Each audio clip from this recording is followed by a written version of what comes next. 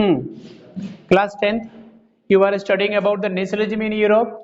इसमें से Zollverein custom union था, एक्ट ऑफ यूनियन 1707। अभी आएंगे क्वेश्चन, यह हो चुके हैं अभी। इसको जोल्बराइन भी बहुत एक अच्छा क्वेश्चन है जो पिछले वाले एग्जाम में आया था 2019 वाले में आया था, ठीक है, 19-20 वाले सेशन में आया हुआ था।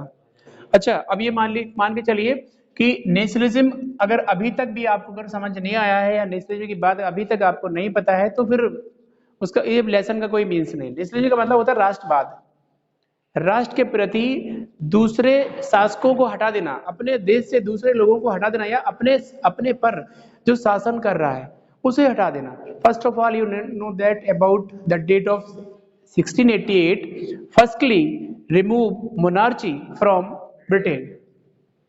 ब्रिटेन से सबसे पहले, क्योंकि वो सेंटर पॉइंट पे, मतलब पूरे यूरोप में ब्रिटेन जो था वो एक सेंटर पॉइंट पे था, सेंट्रल पावर थी उसको, सेंट्रल शक्ति, मतलब कहने का केंद्रीय शक्ति कहते हैं, सब ज्यादा बुद्धिमान था उस वक्त का।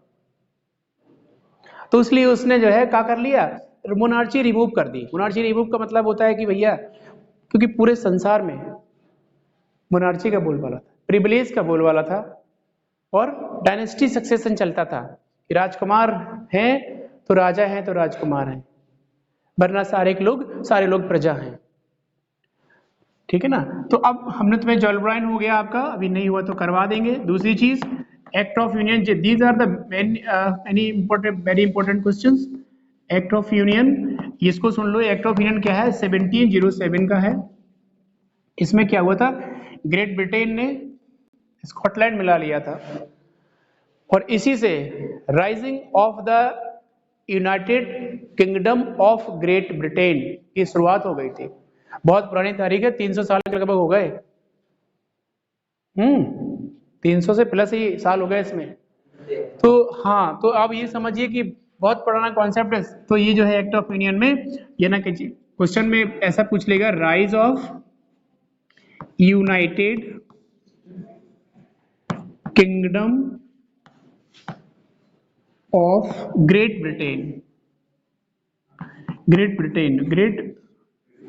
हाँ, ये जो है इसकी जो है कहना चाहिए कि इसका जन्म हो गया था, किसका, United kingdom of Great Britain. ऐसे पूछ लेगा कि कैसे हुआ, कब हुआ, क्योंकि एक्ट ऑफ यूनियन बना था। अगर पूरे 3 मार्क्स से पूछेगा एक्ट ऑफ यूनियन क्या है तो बताएंगे स्कॉटलैंड के साथ समझौता था इनका, फिर जबरदस्ती एक इन्होंने मिला लिया था स्कॉटलैंड को। अब आ जाओ state case of the Britain, the model of the nation state. Some scholars have argued the Great Britain in the Britain to formation of the nation state was not the right to the sudden uphill revolution। सुनो, पूरी दुनिया में या Europe में राष्ट्रवाद की बात दिमाग में आना, दिस इज नॉट सडन अपहील, एक अचानक दिमाग में आई हुई बात नहीं है। ये तो बहुत लंबे समय से चले आ रहा है। गुस्सा, नफरत थी लोगों में जो मोनार्ची के खिलाफ हो गई वगैरह। This is not sudden upheaval. आप किसी से बात करते कहते हैं, सुनो ये बात हम ये नहीं कह रहे कि हमारे अभी हम तुमसे कह रहे हैं, हमें बहुत दिन से तुमसे गुस्सा है, ऐसे बहुत दिन से मैं सोच रहा हूँ, मैं बहुत दिन से देख रहा हूँ, क्लास में हम लोग बोलते हैं मैं तुम्हें बहुत दिन से देख रहा हूँ। वही, दिस इज नॉट सडन अपहील। एक बार में कोई अटैक नहीं करता, कोई बाल नहीं पकड़ता, कोई थप्पड़ नहीं मारता। मेनी टाइम्स जजेस, जब वो क्वांटिटी में वही होता है तब वो फिर पनिश की, तो वही था कि this is not sudden appeal. ये है तो पुरानी बात थी कि लोगों के में चला आ रहा था।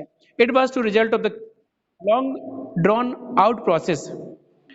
There was the Britain nation 18th centuries, और the primary identity of the people who invaded Britains were ethnic ones, Wales, Scot. अब सुनो, बता देते हैं। Strange case of Great Britain का मतलब होता है, टॉपिक हमारा जो है strange case of Great Britain,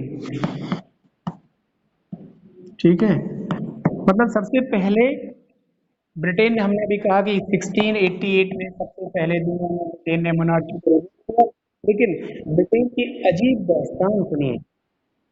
ये ब्रिटेन की बहुत अजीब दास्तान है कि इसको ये पहले कह रहे पूरी दुनिया में कुछ नहीं था, ना तो ब्रिटेन में अंग्रेजों के नाम से किसी को नहीं बुलाया जाता था, ब्रिटिशर के नाम से नहीं, बल्कि वेल्स, स्कॉट, है ना, और इंग्लिश, इस तरीके से इनको बुलाया जाता था। इंग्लिश इस पे है, 1688 का भी लिखा हुआ है, पूरी बात हमें इसीलिए यहाँ पे निकल रही है, एक्ट ऑफ यूनियन भी है, ठीक है। अब सुनो, इसी में स्टैंड केसी में है, तभी ये चीजें सुबह से चल रही थी। Stand case of Great Britain में वो कह रहा कि उसकी दास्तान सुनिए कि पहले दुनिया में ब्रिटेन नेता नहीं था, ब्रिटेन का कुछ नाम नहीं था, वहां के लोगों की कोई आइडेंटिटी नहीं थी, मतलब स्कॉट, वेल्स, इंग्लिश इस तरीके से नामों से बुलाते थे।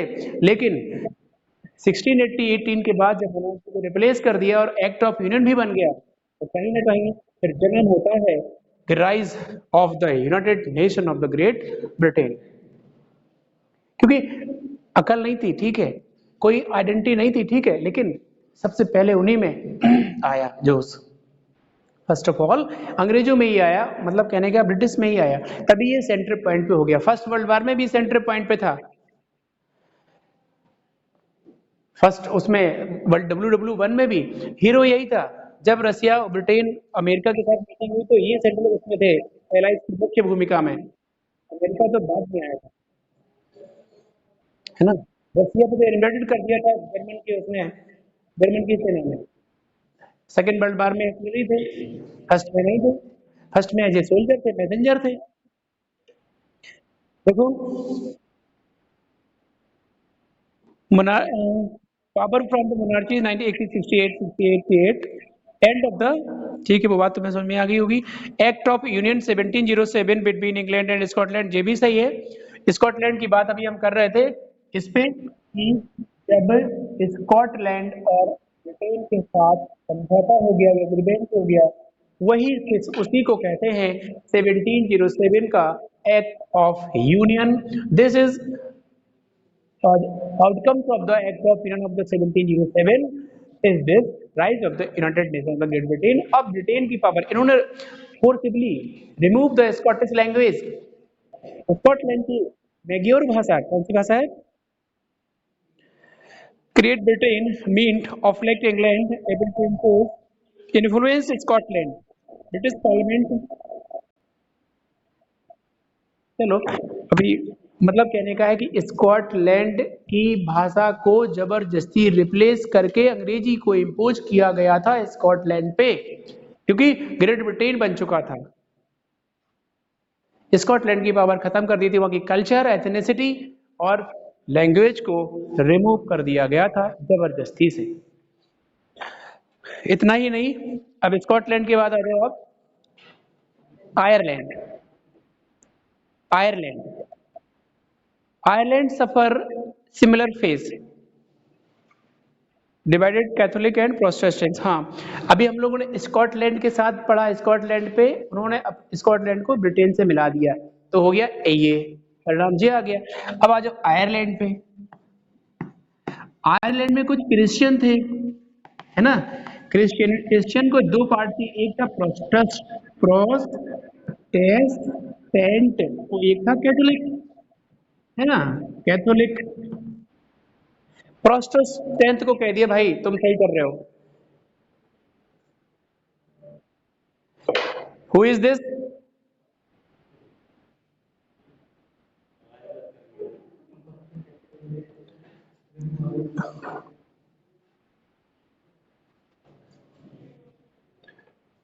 क्रिश्चियन दो उसमें थे, प्रोटेस्टेंट में और कैथोलिक। प्रोटेस्टेंट से कह दिया इनने कि भाई मतलब कहना चाहिए कि ब्रिटिशर लोगों ने, ब्रिटिशर की ये सुपर हीरो यहाँ पे बी फॉर ब्रिटिशर। क्रिश्चियन के दो पार्टीशन थे, क्योंकि डिवाइड एंड रूल तो उनका जन्मसिद्ध अधिकार था। सबसे पहले कि डिवाइड करो, हिंदू मुस्लिम में भारत को बांटो, गरीबों में लोअर अपर में बांटो, और चलो, ये कभी एक नहीं हो सकते, नहीं हो सकते। पूरे संसार का डिवाइड एंड रूल क्रिश्चियन को दो कर दिया, इन्हें हाथ रख दिया, अब इनमें लड़ाई करा दी, है ना, इनका सपोर्ट कर दिया तो इन्हें हरा दिया। इन्हें प्यार से मिला लिया, इन्हें लात मार के मिला लिया, हो गया, दोनों ही मिल गए ना, कर लिया कब्जा। तो कह रहा है similar position of the Ireland, just like जैसी स्कॉटलैंड की थी, स्कॉटलैंड पर ब्रिटेन का कब्जा, ब्रिटेन इन्वेडेड, ब्रिटेन का अधिकार, उनकी भाषा खत्म। इसी प्रकार इसमें देखो, एक मिनट लगा, डिवाइड एंड रूल है, कर लेंगे, आप लोग को समझ में आ गई बात। इसमें पढ़ेंगे तो पूरा मिल जाएगा, यही सब लिखा है।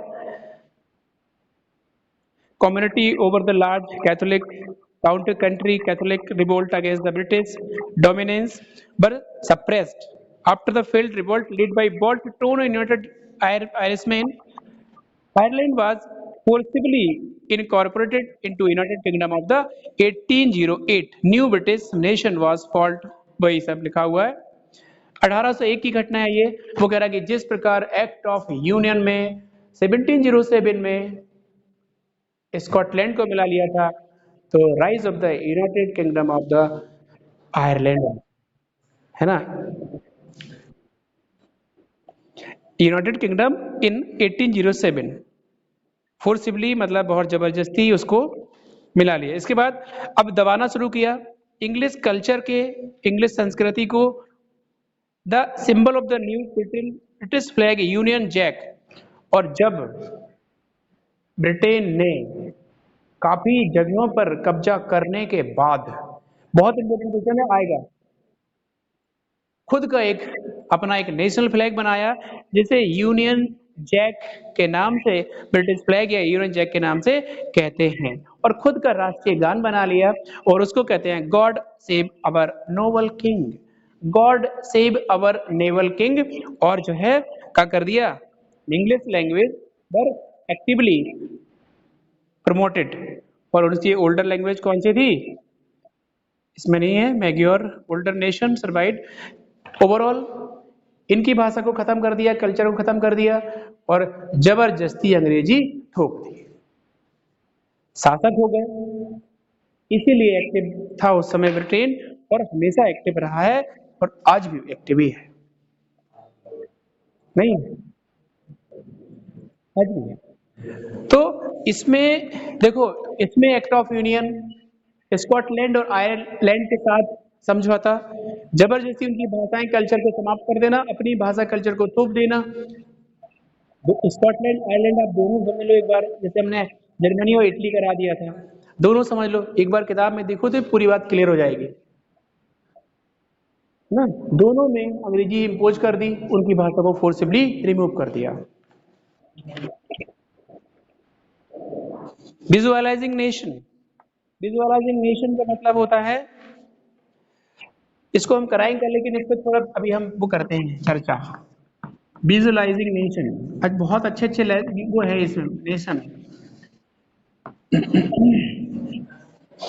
मतलब विजुअलाइजिंग का मतलब होता है कि अब हम जो बात क्रांति से ना कर पाए, जो बात अपने मुंह से अपने बोल के ना कर पाए, वो बात हम विजुअलाइज करेंगे। हम मतलब तस्वीरों के माध्यम से आपके मन में जागरण की भावना, देश के प्रति स्पिरिट ऑफ द नेशन देख के, जो बात स्पीच में जो लोग नहीं सुन पाए या अपनी बात को हम स्प्रेड नहीं कर पाए, वो विजुअलाइज करेंगे। जिस प्रकार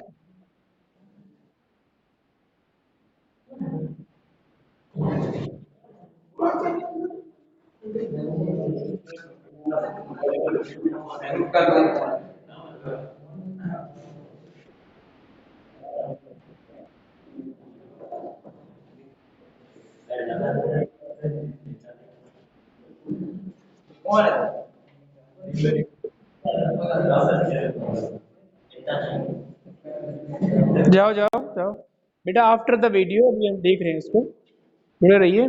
इसमें हम विजुअलाइजिंग चाहो तो हम कुछ नहीं, तो सुनो, जिस प्रकार ब्रिटिशर ने, जिस प्रकार कहना चाहिए कि ब्रिटिशर ने इंडिया पे, यानी ब्रिटिश के खिलाफ इंडियन ने, जिस प्रकार नतेशा शास्त्री, अबरेंद्रनाथ टैगोर, बंकिम चंद्र चटर्जी, रविन्द्रनाथ टैगोर, वही चटर्जी चट्टोपाध्याय की बात, आनंद मठ वाले, है ना।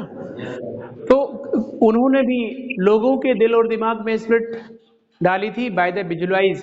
जिस प्रकार आपको बताते हैं बैलेड्स, लोक कथाएं, चलचित्र, Raja Ravi Varma also a painter artist, है ना, उनने भी ऐसे कुछ वो नोवेल्स दी ताकि लोगों में स्पिरिट आए।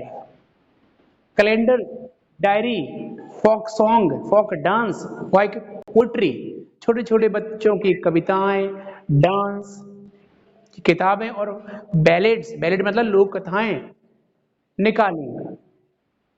भारत माता की तस्वीर,